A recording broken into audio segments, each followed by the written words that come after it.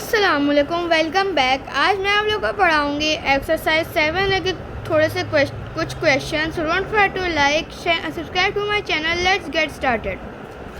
तो एक्सरसाइज 7 है, इसके अंदर वैसे पढ़ाऊँगी क्या, इसके अंदर वैसे हम डायरेक्ट प्रोपोर्शन की बात कर रहे हैं।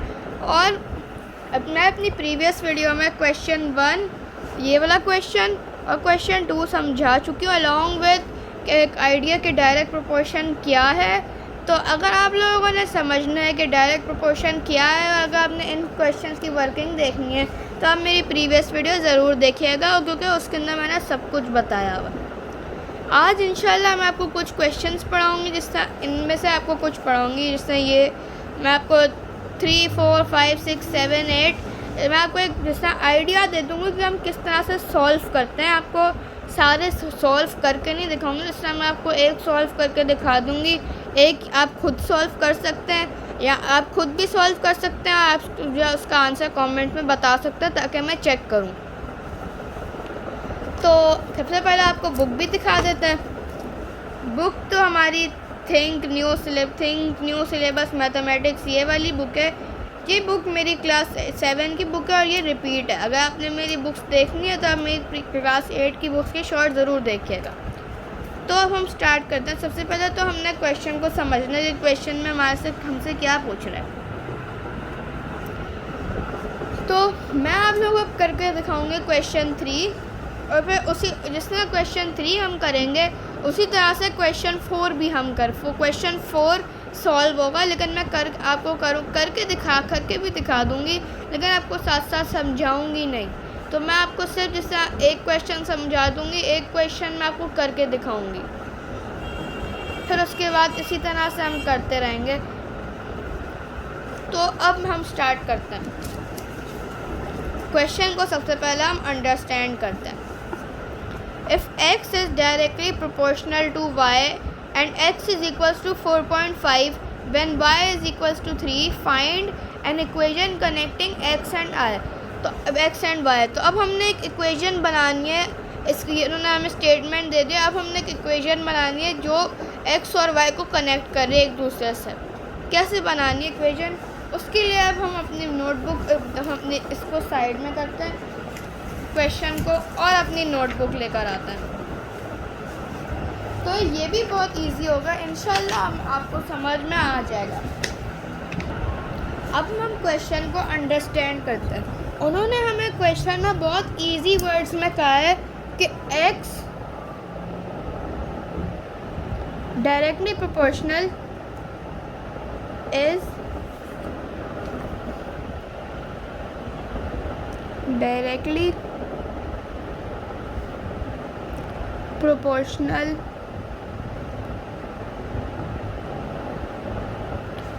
to y। x is directly proportional to y।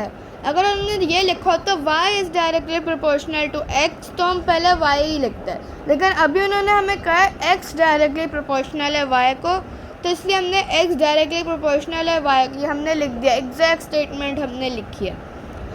तो अब हम इसको सॉल्व कैसे करेंगे। अब हमने क्या करना है, ये जो हमारा ये साइन जो हमने यहाँ पे ये लिखा हुआ है इज़ डायरेक्टली प्रोपोर्शनल टू, इसको मैथ्स में सॉल्व नहीं कर सकते।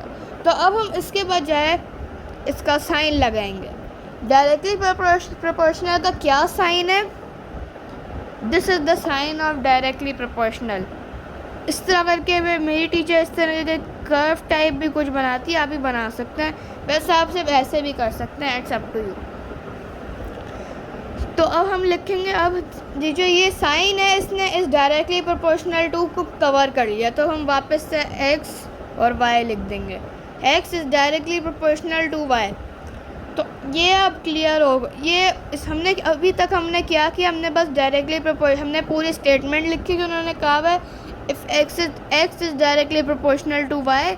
फिर हमने इस डायरेक्टली प्रोपोर्शनल टू इसको हमने रिप्लेस कर दिया है उसके साइन से, और फिर हमने बस इसके इर्द गिर्द x और y लिख दिया कि x is directly proportional to y। इसी स्टेटमेंट को हमने शॉर्ट कट के विद साइन लिखा है। अब हम क्या करेंगे, अब हम इस साइन को कैसे सॉल्व करें। इस साइन को हम रिप्लेस करेंगे इज इक्वल्स टू के से। हम इस साइन को अब रिप्लेस करेंगे इज इक्वल्स टू के से। मैं पॉइंट्स लिखती, मैं आपको पॉइंट्स साथ साथ लिखते भी जाते हैं। हम इस पेज पे हम पॉइंट्स लिखते हैं। सबसे पहले हमने क्या किया, रिप्लेस। सबसे पहले तो हमने स्टेटमेंट लिखी, स्टेटमेंट, कॉपी स्टेटमेंट।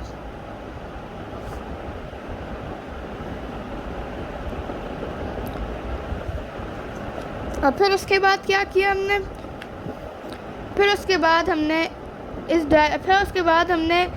इस डायरेक्टली प्रोपोर्शनल टू के साइन को सब्स्टिट्यूट किया, यानी चेंज किया, मैं तब बदल दिया।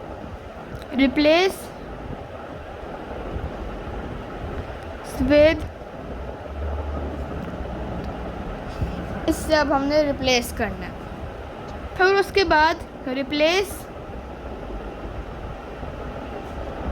ये directly proportional to sign with is equals to k. अब हम इस इज इक्वल्स टू के को सॉल्व कर सकेंगे। आप इज इक्वल्स टू कुछ भी लिख सकते हैं, लेकिन जो यूनिवर्सल है वो के है, आप के ही लिखिएगा। आप इसके बजाय ए भी लिख सकते हैं, y2 कुछ भी लिख सकते हैं, आपकी मर्ज़ी है। लेकिन ज़्यादा यूनिवर्सल है, जो ज़्यादातर लोग इस्तेमाल करते हैं वो के है, तो मैं भी आपको के के साथ ही समझाऊंगी। अगर आप ए बी सी इसके बदले में कुछ भी यूज़ कर रहे हैं तो वो भी सेम मेथड होगा। तो अब हमने ये इस डायरेक्टली प्रोपोर्शनल के साइन को इज इक्वल्स टू के किया, और जो बाकी एक्स और वाई यहाँ पे, इसको भी हम एज इट इज़ नीचे लेके जाएंगे। हम सिर्फ डायरेक्टली प्रोपोर्शनल के साइन को अभी तक रिप्लेस कर रहे हैं, और y x is equals to k y. अब ये जो हमने अभी ये बनाया है, ये हमारी क्या है, इक्वेशन 1। क्यों ये इक्वेशन 1 क्यों है, अभी आपको आगे जाके पता चलेगा। हमने अभी क्या किया, जब हम इज इक्वल्स टू के से इसको रिप्लेस कर देंगे तो जो हमारी ये इक्वेशन टाइप कुछ बनेगा, ये हमारी इक्वेशन 1 है। आप इसको मार्क कभी कर सकते हैं। अब हमने क्या करना है, अब हमने वैल्यूज़ को सब्स्टिट्यूट करना है। सब्स्टिट्यूट गिवन वैल्यूज़,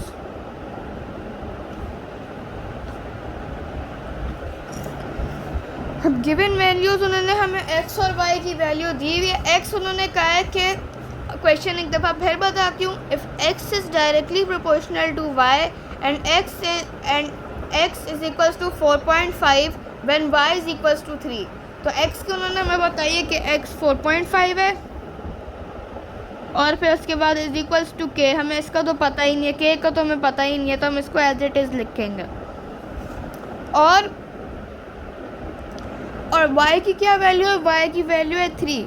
तो अब आपने क्या करना है, अब हमने k को मल्टीप्लाई करना है 3 से। जो भी वैल्यू हम लिखते हैं इनको, जिसमें वेरिएबल के साथ जो वैल्यू आएगी उसको हम मल्टीप्लाई करेंगे। तो 4.5, अब हमने इसको सॉल्व करना है। 4.5 इज इक्वल्स टू 3 के। अब हमने बस इसको यहाँ पे जाके इसको हम डिवाइड करेंगे। यहाँ पे ये मल्टीप्लाई होता है कैसे, तो यहाँ पे डिवाइड होगा। 4.5 divided by 3 is equals to k. अब हम इसको भी सॉल्व करते हैं। तो मैंने अपना कैलकुलेटर भी ले लिया। कैलकुलेटर में आप इसको फ्रैक्शन फॉर्म में भी टाइप कर सकते हैं। मैं इसको फ्रैक्शन फॉर्म में करूँगी। 4.5 फिर उसके बाद 3 इज इक्वल्स टू 3/2। फिर हम करेंगे शिफ्ट टू डेसिमल, ये हो गया 1.5। तो अब हमारा आंसर हुआ 1.5। मैं अपने कैलकुलेटर को बंद कर देती हूँ और हम लिखते हैं 1.5। के इज इक्वल्स टू 1.5। तो ये अभी हमने k की वैल्यू फाइंड आउट किया। अब k की वैल्यू फाइंड आउट करके हमने क्या करना है, तो अब ये जो हमारी इक्वेशन 1 थी, इससे हम फॉर्म करेंगे इक्वेशन i, यानी इक्वेशन इम्पॉर्टेंट इक्वेशन। और ये इक्वेशन से हम बाकी कुछ भी फाइंड आउट कर सकते हैं जो अब दिया हुआ है आगे उन्होंने इसी जो क्वेश्चन है। तो हमें अब हमें k की वैल्यू पता चल गई। अब हमने क्या करना है, इक्वेशन i को हमने वापस से यहाँ पे लिखना है। x is equals to equation 1 को x is equals to k y, ये हमारी इक्वेशन आई है, इक्वेशन 1 है, सॉरी मैं आई बोल रही हूँ गलती से। तो x is equals to k Y हमारी इक्वेशन 1 थी। अब हमने क्या करना है, हमने ये जो k की वैल्यू है, अभी हमने अपने k की वैल्यू फाइंड आउट की है 1.5। तब हमने क्या करना है, x इज इक्वल्स टू, हमने सिर्फ k की वैल्यू को लगाना है और x और y को एज इट इज़ छोड़ना है। हमने x और y का भी कुछ नहीं करना है, x और y एज इट इज़ आप लिख दें। सिर्फ k की जगह पे जो वैल्यू हमने यहाँ पे फाइंड की है आप वो लिखेंगे 1.5y, and this is our equation. तो ये हमारी इक्वेशन बन गई। अब इससे हम बाकी सब कुछ फाइंड आउट कर सकते हैं। और फिर उसके बाद, और ये हमारी क्या है अभी, इक्वेशन आई, यानी आई फॉर इम्पॉर्टेंट लिख देते हैं ब्रैकेट में।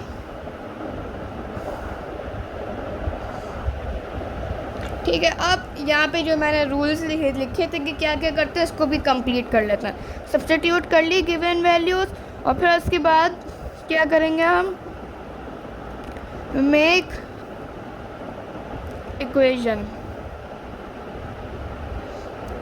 इक्वेशन बनाने का भी मेथड मैंने आप लोगों को बता दिया। अब हम इन रूल्स को अभी के लिए साइड में अभी के लिए हमें इनकी ज़रूरत नहीं है, तो इसलिए मैंने क्रॉस लगा दिया। अब हम पार्ट 2 पढ़ेंगे, इसकी जो हमारा क्वेश्चन है इसका पार्ट 2 पढ़ेंगे। हमने एक इक्वेशन फाइंड आउट कर ली जो x और y को कनेक्ट कर रही है। अब हमने क्या करना है, हमने x की वैल्यू फाइंड करनी है जब y की वैल्यू 6 है। ये भी बहुत मज़ेदार और इंटरेस्टिंग क्वेश्चन है। जब y की वैल्यू 6 है तो हम x को कैसे फाइंड आउट करना है। तो सबसे पहले तो जो इक्वेशन हमने अभी लिखी थी, x is equals to 1.5y, इसको हम as it is copy down करेंगे। फिर उसके बाद उन्होंने हमें कहा है कि x की वैल्यू अननोन है, तो हम x की वैल्यू x हम एज इट इज़ लिखेंगे इज इक्वल्स टू 1.5, और y की वैल्यू उन्होंने हमें दी हुई है 6। तो अब हम क्या करेंगे, 1.5 मल्टीप्लाई बाय 6। अब इसको ब्रैकेट में भी लिख सकते हैं, मैंने मल्टीप्लाई को बनाया ताकि ज़्यादा आसान हो। अब हम करेंगे x इज इक्वल्स टू, हम 1.5 और 6 को मल्टीप्लाई करेंगे तो x इज इक्वल्स टू 9 आएगा। फिर x की वैल्यू डन हो गई। अब नेक्स्ट पे अब हमारा पार्ट 3 भी है। पार्ट 3 किया है, अब वापस से हम बुक को बीच में लाते हैं।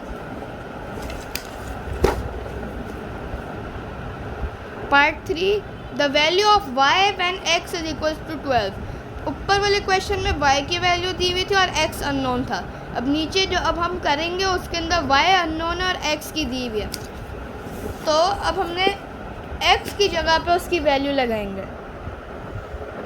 अब हम करेंगे पार्ट 2 था और अब part 3।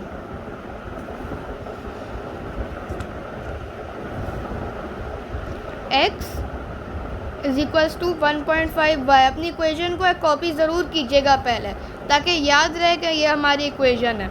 x is equals to 1.5y। अब उन्होंने हमें x की वैल्यू बताई हुई है कि x 12 है, तो हम लिखेंगे x की जगह पे 12 लिख देंगे इज इक्वल्स टू 1.5, और y को हम एज इट इज़ लिखेंगे क्योंकि अननोन है y। अब हम क्या करेंगे, क्योंकि 1.5 एक वेरिएबल के साथ है तो इसीलिए हम इसको दूसरी साइड पे लेके जाके डिवाइड करेंगे 12 से। तो 12 हमारा न्यूमरेटर ही रहेगा। जो भी वैल्यू हमारे वेरिएबल के साथ होती है वो हमेशा डिनोमिनेटर फॉर्म में जाती है, तो चाहे वो बड़ी हो या छोटी हो। 1.5 इज इक्वल्स टू y। अब आंसर आएगा 8, तो y इज इक्वल्स टू 8। तो हम इसी तरह से क्वेश्चन 4 को भी सॉल्व करेंगे। मैं सॉल्व करूँगी और आप लोग मुझे देखिएगा। क्वेश्चन 4 को पहले हम रीड करते हैं। If q is directly proportional to p and q is equals to 28। तो अब क्योंकि अल्फ़ाबेट्स के अंदर p पहले आता है इसका ये मतलब नहीं है कि हम P को पहले लिख देंगे। उन्होंने सबसे पहले उन्होंने लिखा हुआ Q पहले, तो Q ही रहेगा पहले। अगर आप P लिख देंगे इसकी जगह पे, आपका पूरा आंसर ख़राब हो सकता है। तो इस बात का आपने बहुत ख्याल रखना है, पूरी वर्किंग सही करें। बस आपने Q की जगह पे P लगा दिया और P की जगह पे Q लगा दिया, सब गलत हो जाएगा। इस बात का ख़ास ख्याल। तो अब उन्होंने कहा कि Q डायरेक्टली प्रोपोर्शनल है P को, और जब Q की वैल्यू 28 है और P की वैल्यू 4 है, तो हमने express Q in terms of P। अब इस स्टेटमेंट का क्या मतलब है, express Q in terms of P? अगर आपको कोई इस तरह की स्टेटमेंट मिलती भी है अपने टेस्ट में या एग्ज़ाम में, तो इसका एक ही मतलब हो सकता है कि आपने इक्वेशन निकालनी है। या तो इस तरह से पूछा जाएगा इक्वेशन फाइंड आउट करनी है, सीधा सीधा बता देंगे कि इक्वेशन फाइंड आउट कर रही है, या तो हमें ट्विस्टेड वे में बताएंगे ताकि बच्चा कंफ्यूज हो जाए। लेकिन हम कंफ्यूज नहीं होंगे, क्योंकि इस स्टेटमेंट का मतलब हमेशा हमने इक्वेशन निकालनी है। फिर उसके बाद इक्वेशन निकालने के बाद हमने इन दोनों को भी सॉल्व करना है। तो P की वैल्यू दी हुई है और Q की वैल्यू दी हुई है। जब P की देते हैं तो Q अननोन होता है, जब Q की देते हैं तो P अननोन होता है। तो अब मैं सॉल्व करूँगी, आप मुझे देखें।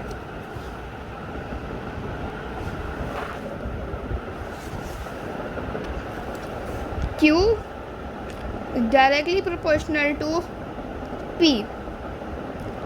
अब हम Q is equals to k P।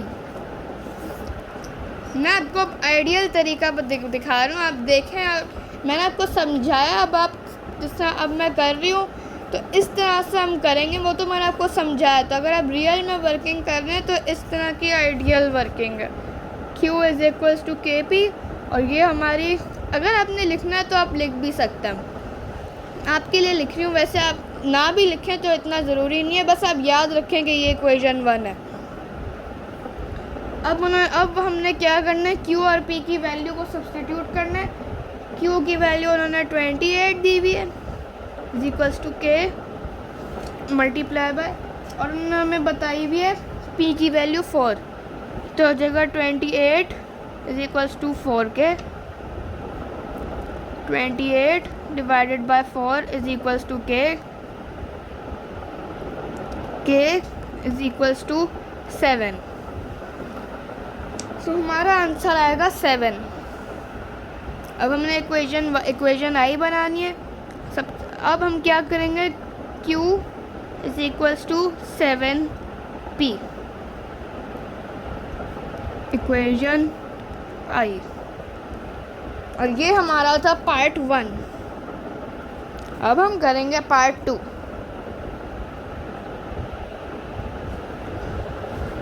Part 2 में उन्होंने हमें बताया Q अननोन का है, Q यानी अननोन है, और उन्होंने कहा है कि P वे की वैल्यू 5 है। तो पहले जो हमारी इक्वेशन है इसको हम कॉपी करेंगे, Q is equals to 7P, और फिर उसके बाद Q की वैल्यू, Q के अननोन है तो हम उसको एज इट इज़ लिखेंगे।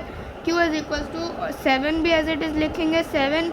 अब ये वाला मैं ब्रैकेट में लिख देती हूँ, क्योंकि मैंने आपको मल्टीप्लिकेशन साइन के साथ भी दिखा दिया, तो ब्रैकेट में भी दिखा देती हूँ। ब्रैकेट में फिर हम लिखेंगे P की वैल्यू जो कि है 5, और फिर इसके बाद Q इज इक्वल्स टू 35, हमारा आंसर।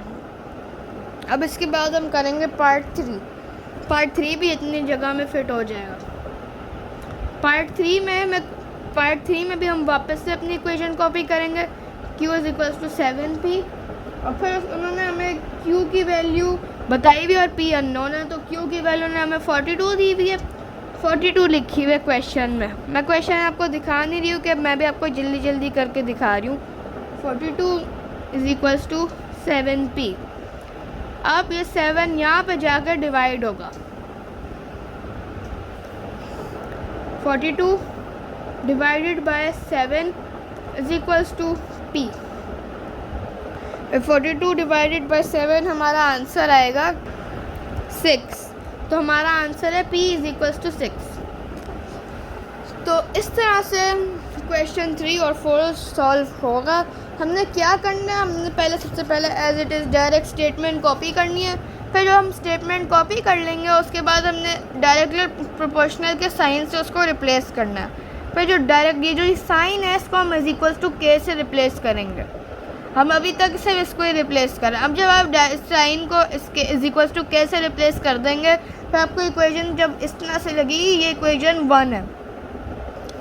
फिर उसके बाद क्यू, जो आपकी ये के की तो आपको नहीं पता होगी वैल्यू की, आपने खुद ही ऐड किया। क्यू और पी जो आखिर के जो बचे हमारे को वेरिएबल्स जो उनकी पता है, तो हम 20 लिख देंगे उनकी वैल्यू। और फिर उसके बाद जो भी वैल्यू होगी जो के साथ जो वेरिएबल की वैल्यू होगी वो मल्टीप्लाई होगी, तो 4 जैसा ये भी मल्टीप्लाई होगा, तो इस तरह से लगेगा। फिर उसके बाद यहाँ पे क्योंकि यहाँ पे मल्टीप्लाई हो रहा है, यहाँ पे डिवाइड हो जाएगा, फिर डिवाइड हो गया, आंसर 7 आया। इस तरह से हमने बस अभी यही किया। और फिर उसके बाद हमने क्या किया, जो इक्वेशन 1 थी, हमने इक्वेशन 1 को फिर से कॉपी किया और हमने अभी के की वैल्यू फाइंड आउट की 7। तो मैंने के की वैल्यू के की जगह पे 7 लगा दिया सीधा सीधा। यहाँ पे 7p लिखा हुआ है, तो यहाँ पे मैंने के की जगह पे 7 लगा दिया। ये था इजी। अब मैं आपको एक और क्वेश्चन बताऊंगी जो भी इसी तरह का है। उसके अंदर भी हमने इक्वेशन ही फाइंड आउट करनी है, लेकिन उसको उन्होंने बताया अलग तरीके से, जिससे उन्होंने कहा नहीं है क्वेश्चन में कि हमने फाइंड आउट करनी है।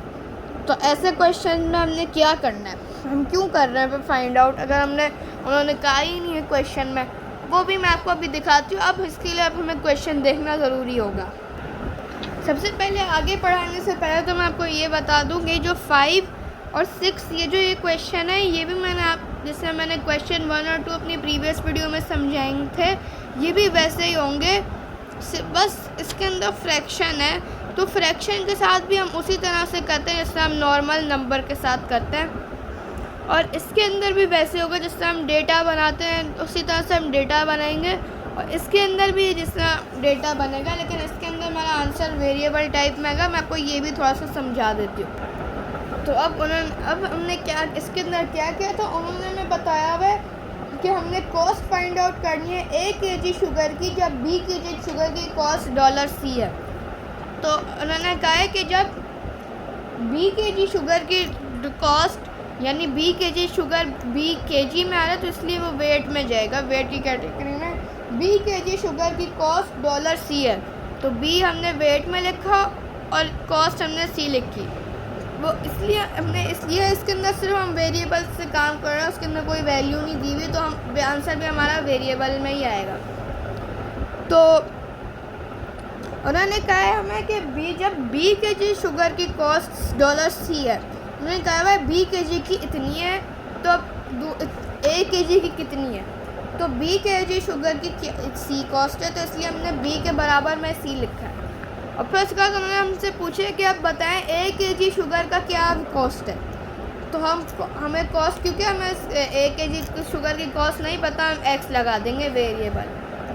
अब हम क्या करेंगे, हमने जैसा मैंने आप लोगों को अपनी प्रीवियस वीडियो में भी समझाया था कि जो भी नंबर वेरिएस अननोन से, जिस तरह अननोन, अभी ये सब लोग जिस तरह समझ लें ये नोन है, हमें नहीं पता, लेकिन क्वेश्चन में ये ऐसा कांस्टेंट है। अगर इतना होगा तो इतनी कॉस्ट है, अगर इतना होगा तो इतनी कॉस्ट होगी, और इतनी कॉस्ट हमने फाइंड आउट करनी है।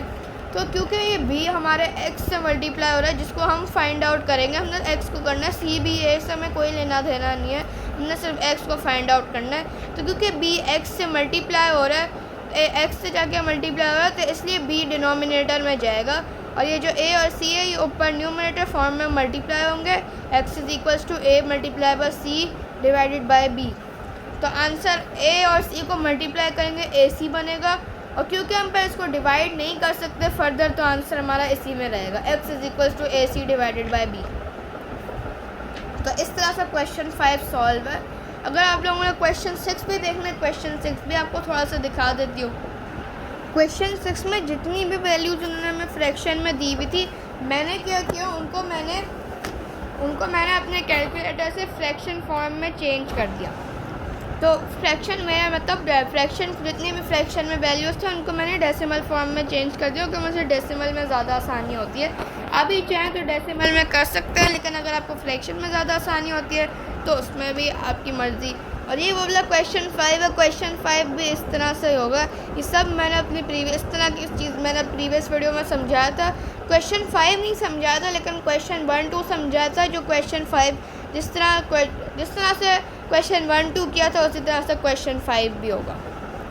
तो आप देख सकते हैं अगर आपने देखनी है। तो अभी क्वेश्चन 6 को मैं आपको समझा दी थी। तो वैल्यूज़ फ्रैक्शन में दी हुई थी, उसको मैंने डेसिमल में कन्वर्ट की, फिर सीधा मैंने डेटा बनाया। उन्होंने हमें कहा कि 5/9 पीस ऑफ मेटल का मास 7 kg। 5/9 को मैंने जब कन्वर्ट किया था तो 0.5 आ रहा था। तो 0.5 पीस ऑफ मेटल का 7 kg वेट है।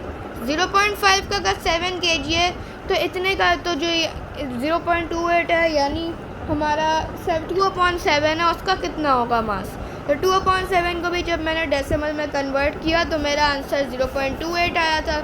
मैंने भी 0.28 लिख दिया। और फिर हमें 0.28 पीस ऑफ मेटल का मास नहीं पता, तो इसलिए हमने अननोन लगाया। और फिर उसके बाद हमने क्या किया, क्योंकि ये 0.5 x से जाके यानी हमारे वेरिएबल से जाके मल्टीप्लाई हो रहा है, तो इसीलिए अननोन वेरिएबल से जाके मल्टीप्लाई हो रहा है, तो इसलिए हमने 0.5 को डिनोमिनेटर लगाया।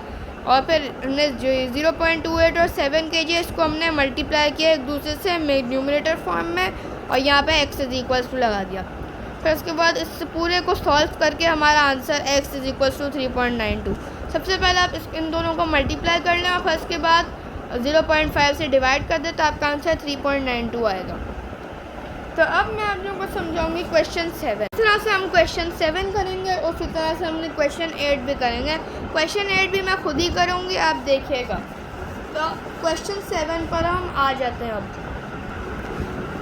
If z is directly proportional to x and z is equals to 12 when x is equals to 3, find the value of x when z is equals to 18। तो ये हमारा क्वेश्चन था। और अब इस क्वेश्चन को हमने कैसे सॉल्व करना है। सबसे पहले तो हमने इक्वेशन बनानी है, क्योंकि अगर हमने फाइंड आउट करना है वैल्यू ऑफ x जब z 18 है, तो हम कैसे फाइंड आउट करेंगे। एक ही तरीका है, वो है कि हमने इक्वेशन फाइंड आउट करनी है। इसके अंदर उन्होंने हमें कहा नहीं है कि इक्वेशन फाइंड आउट करनी है, लेकिन हम खुद करेंगे ताकि हम आगे सॉल्व कर सकें। तो हम इसी तरह से सॉल्व, जैसे हमने आगे क्वेश्चन 3 और 4 में इक्वेशन बनाई थी, इसी तरह से हम इसके अंदर भी इक्वेशन बनाएंगे। तो उन्होंने हमें कहा है कि z डायरेक्टली प्रोपोर्शनल है x को, और फिर उसके बाद हम इसको रिप्लेस करेंगे, जिससे हम करते हैं z = kx इक्वेशन 1। और फिर उसके बाद अब हम क्या करेंगे, ये जो हमारी ये तो हमारी इक्वेशन 1 बन गई। अब हम z और x की जो उन्होंने हमें वैल्यू दी हुई है उससे हम उसको रिप्लेस करेंगे। z12 और x3, z12 x3 मैं डायरेक्ट 3 के लिख देती हूँ। फिर उसके बाद यहाँ पर जाके डिवाइड होगा 12/3 = k।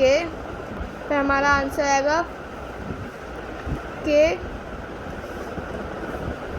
= 4। तो ये हमारा आंसर है। अब इससे हम इक्वेशन कैसे फॉर्म करेंगे। इक्वेशन 1 हमने बनाई थी z = kx। अभी k की वैल्यू 4 हमने फाइंड किया, तो हम k की वैल्यू लगा देंगे 4x। हमारी इक्वेशन मिल गई हमें। अब हम क्या करेंगे, अब हमने z की वैल्यू फाइंड आउट जब हमने x की वैल्यू फाइंड आउट करनी है जब z 18 है, तब अपनी क्वेश्चन को लिखेंगे। क्वेश्चन ये कोई पार्ट नहीं है, क्वेश्चन ही है। अब हम कैसे फाइंड करेंगे, हम लिख देते हैं फाइंड x। ठीक है, तो अब हम करेंगे z = 4x। हम अपनी सबसे पहले इक्वेशन लिखेंगे z = 4x। फिर उसके बाद z की उन्होंने हमें वैल्यू बताई है 18, तो हम लिखेंगे 18 = 4x। फिर उसके बाद 4 यहाँ पे जाकर दूसरी साइड पे जाकर डिवाइड होगा 18 डिवाइडेड बाय 18/4 = x। हम इसका आंसर आएगा 4.5 आंसर आएगा, तो हम लिख देंगे x = 4.5। तो इसी तरह से जिस तरह हमने इसको सॉल्व किया, सबसे पहले हमने इक्वेशन फाइंड आउट की, फिर हमने जो उन्होंने हमें क्वेश्चन में पूछा है वो फाइंड आउट किया। तो हम क्वेश्चन 8 में भी इसी तरह से करेंगे और मैं सॉल्व करूँगी, आप मुझे देखेंगे। क्वेश्चन 8 को भी सॉल्व करना बहुत आसान है। जैसा हम उसके अंदर उन्होंने हमें कैपिटल में दिया है, कैपिटल ए। क्वेश्चन आपको एक दफ़ा दिखा भी देती हूँ।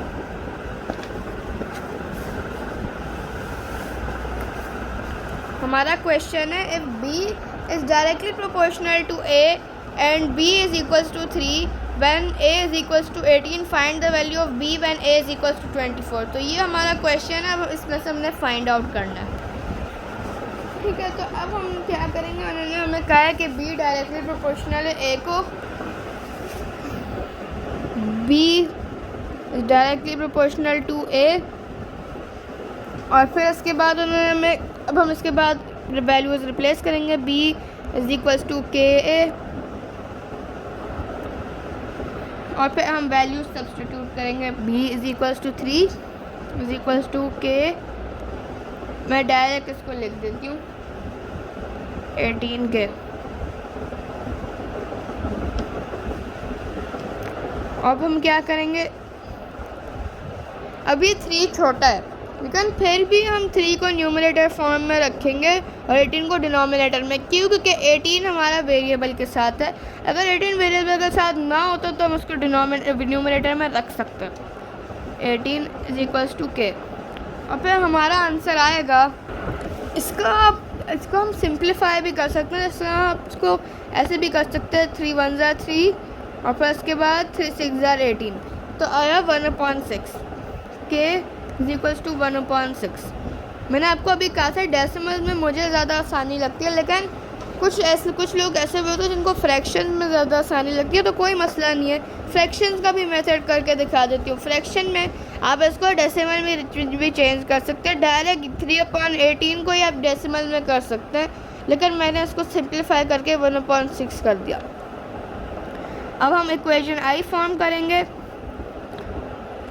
b is equals to 1/6 a, ये हमारी इक्वेशन आई।